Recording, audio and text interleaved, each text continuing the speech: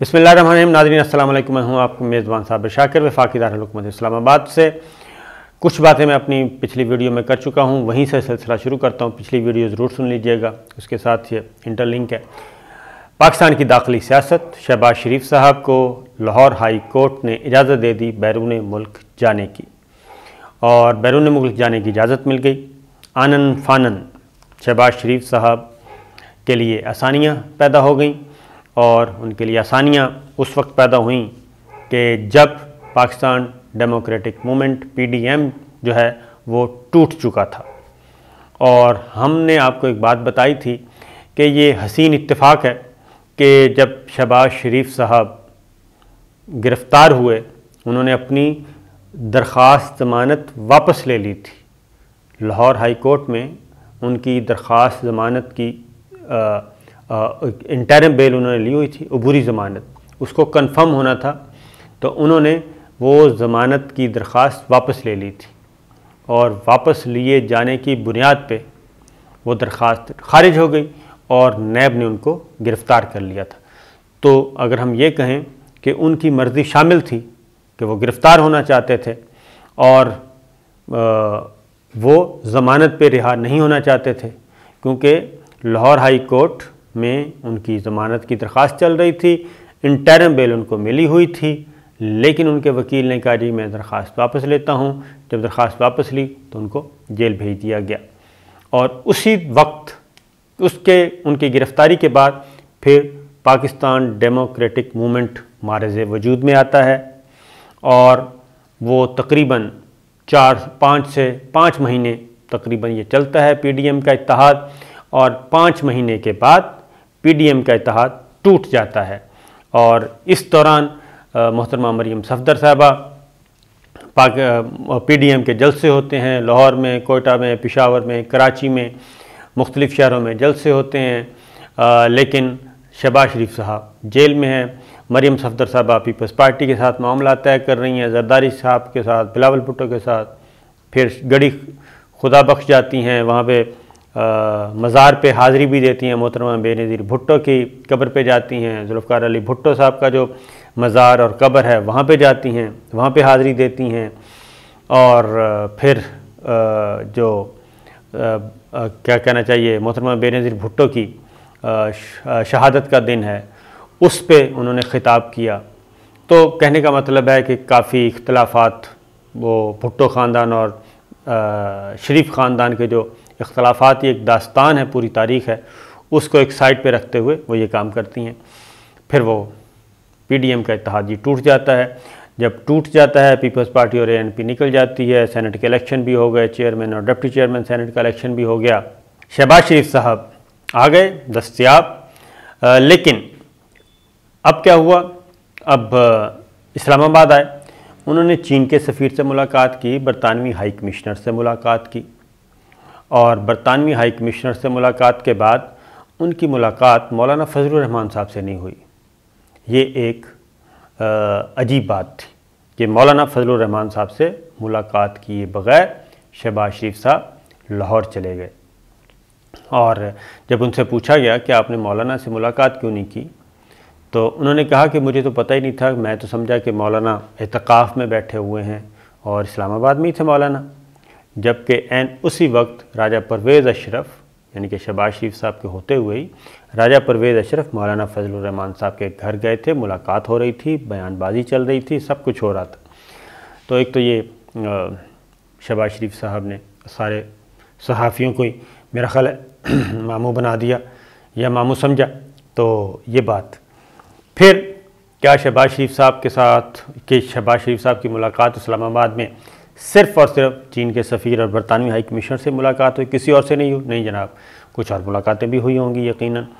तो आगे बढ़ते हैं। वो ये है कि उनकी दरख्वास्त, उन्होंने दरख्वास्त दी, ब्लैक लिस्ट में नाम, और एक ही दिन में उनका सारा केस सुना गया। पहले हाई कोर्ट ने, यानी कि स्टाफ ने, रजिस्ट्रार ऑफिस ने एतराज़ लगाया कि आपने इसमें कोई नोटिफिकेशन नहीं लगाया हुआ कि आपका नाम ब्लैक लिस्ट में है नहीं है। लेकिन फिर कहा गया कि आप वो एतराज़ को कहा गया एतराज़ समेत ओपन कोर्ट में ये केस सुना जाएगा, वो सुना गया। پھر وقفہ ہوا 2 گھنٹے کا، پھر آدھے گھنٹے کا، ان شارٹ بتا رہا ہوں، بالآخر سیم ڈے کل ان کو اجازت مل گئی کہ وہ آپ جا سکتے ہیں۔ 8 ہفتے کی اجازت ملی ہے، مئی سے لے کے جولائی تک وہ جا سکیں گے۔ اور اب برطانیہ میں ہے جناب، انہوں نے ہیلتھ کی بنیاد پہ، صحت کی بنیاد پہ اجازت لی ہے کہ کافی عرصہ ہو گیا چیک اپ نہیں ہوا، لیکن ظاہر ہے یہ بات درست نہیں ہے کہ ان کی صحت خدا نخواستہ بگڑی ہوئی ہے اور ان کا علاج یہاں ممکن نہیں ہے، کیونکہ کافی عرصے سے وہ 6 مہینے اپنی مرضی سے وہ جیل میں گئے تھے، اور اگر وہ چاہتے تو وہ جیل نہ جاتے۔ یہ بات کنفرم ہے کہ اگر وہ اپنی درخواست واپس نہ لیتے تو یقیناً انہوں نے جیل نہیں جانا تھا، ان کی گرفتاری نہیں ہونی تھی، کیونکہ انٹرم بیل ان کو ملی ہوئی تھی، بری ضمانت ملی ہوئی تھی، اور وہ ضمانت کنفرم ہو سکتی تھی، کیونکہ یہی عدالت لاہور ہائی کورٹ ہی تھی، تو ایسا کوئی نظر نہیں آ رہا تھا۔ بہرحال اب انہوں نے جانا ہے، اور جانا ہے تو یہ خالصتاً سیاسی معاملات ہوں گے، یہ اس میں صحت کا کوئی تعلق نہیں ہے۔ پہلے نواز شریف صاحب بھی ہیلتھ گراؤنڈ پہ ہی گئے تھے، ایک خاص ماحول میڈیا میں بنایا گیا، اور اس کے بعد پھر وہ نکل گئے تھے۔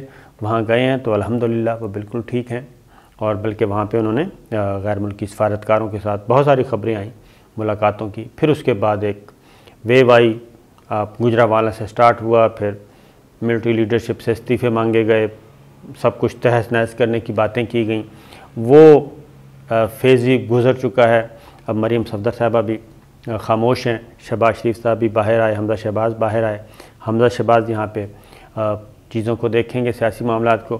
شہباز شریف صاحب اب نواز شریف صاحب سے ملاقات کریں گے، اسحاق ڈار صاحب وہاں پہ موجود ہیں، اور ان کے ساتھ کچھ ان کو بتائیں گے کہ یہاں پہ کیا ہو رہا ہے اسلام آباد میں اور پاکستان میں، اور کیا سوچ پائی جاتی ہے، اور سیاسی منظرنامہ کس طرف جا رہا ہے، کون کیا سوچ رہا ہے۔ وہ یہ ساری باتیں بنفس نفیس نواز شریف صاحب سے بات کریں گے، ان کو بتائیں گے، بریف کریں گے۔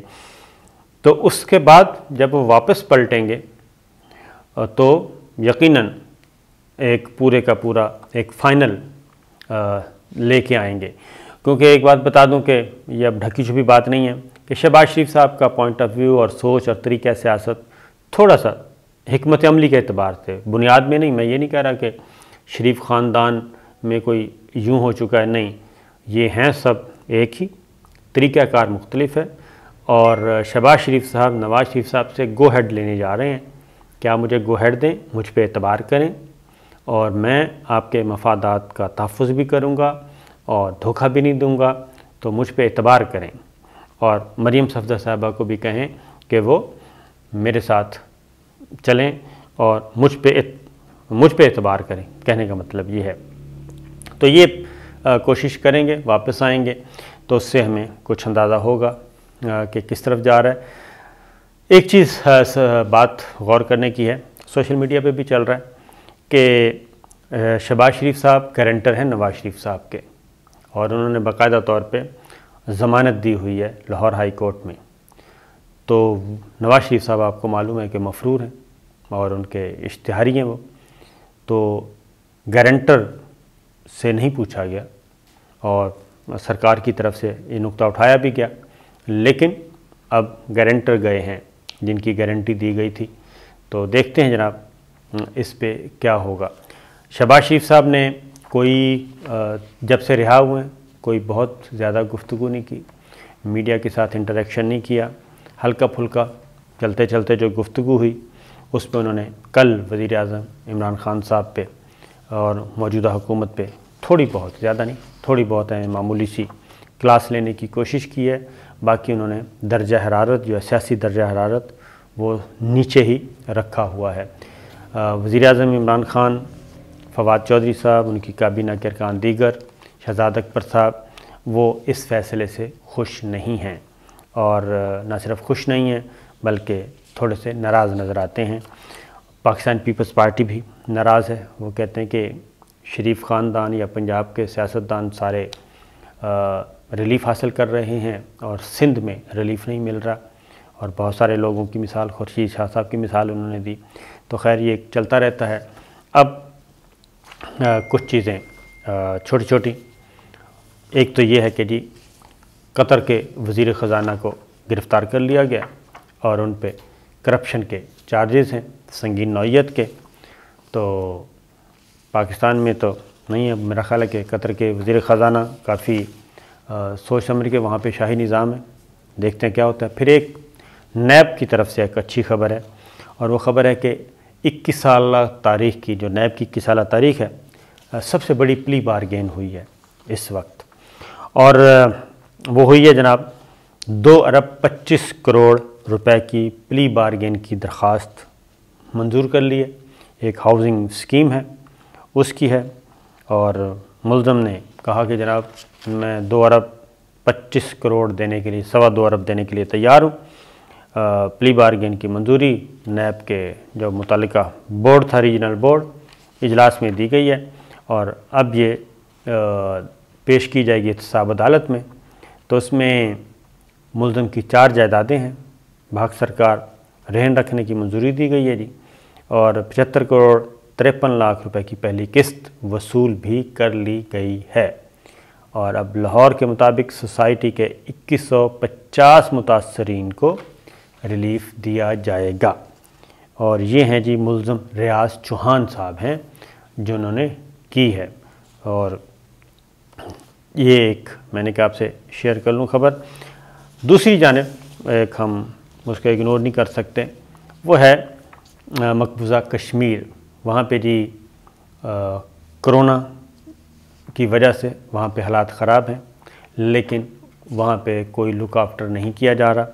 اور ایک ہفتے میں مقبوضہ کشمیر میں 270 اموات ہوئی ہیں. اور یہ ایک لاک ڈاؤن بھی تو آپ کو پتہ ہے کب سے جاری ہے، 5 اگست 2019 سے لاک ڈاؤن، کرفیو سب جاری ہے. لیکن اس کی وجہ سے کرونا کے بعد بھی وہاں پہ ان کو فیسلٹیز نہیں دی جا رہی. تو یہ ہے ایک المیہ پوری دنیا کی طرف سے، یہاں پہ بے حسی بھی ہے. پھر بھارت کی اپنی جو صورتحال ہے، 1 ماہ میں کرونا کا جو بدترین عذاب آیا ہوا ہے بھارت میں، 1 ماہ میں 75 لاکھ افراد بے روزگار ہو چکے ہیں. 75 لاکھ افراد روزگار سے محروم ہو چکے ہیں. اور یہ centre for monitoring Indian economy کی رپورٹ ہے، اور ان کی رپورٹ کے مطابق جو کووڈ کی تازہ ترین لہر ہے اس کے بعد ورسٹ سچویشن ہے. اور 75 لاکھ افراد صرف 1 مہینے، اپریل میں، پچھلا مہینہ، صرف 1 مہینے میں 75 لاکھ. اور اس سے پہلے کی کیا صورتحال ہے وہ کہتے ہیں وہ نہ ہی پوچھا جائے تو زیادہ بہتر ہے. اور بے روزگاری کی شرح 7.97 یعنی کہ 8% تک پہنچ گئی ہے. 8% تک بے روزگاری کی شرح پہنچ گئی ہے. اور شہری علاقوں میں یہ شرح 10%، 9.78 ہے، جبکہ دیہی علاقوں میں 7.13 ہے. اور مارچ میں یہ 6.5% تھی، جو کہ اپریل میں 8% ہو گئی ہے. اور اس نے نہ صرف اقتصادی سرگرمیاں بند ہو کے رہ گئی ہیں، بلکہ وہ کہتے ہیں کہ اگر یہ سلسلہ چلتا رہا تو بے روزگاری کی شرح جو ہے وہ خوفناک حد تک انکریز کر جائے گی، اور شاید اتنا زیادہ نقصان کرے یہ بھارت کی اکانومی کو کہ کئی سال تک اس کو سنبھلنے کا موقع ملے گا. کیونکہ ابھی تک جو سچویشن چل رہی ہے وہ 5 لاکھ، 4.5 لاکھ، 4.25 لاکھ ڈیلی یومیہ جو ہیں وہ کووڈ کے پیشنٹ آ رہے ہیں. تو دیکھتے ہیں جناب کیا ہوتا ہے. اللہ تعالیٰ سب پہ رحم کرے. اجازت دیجیے، اللہ حافظ.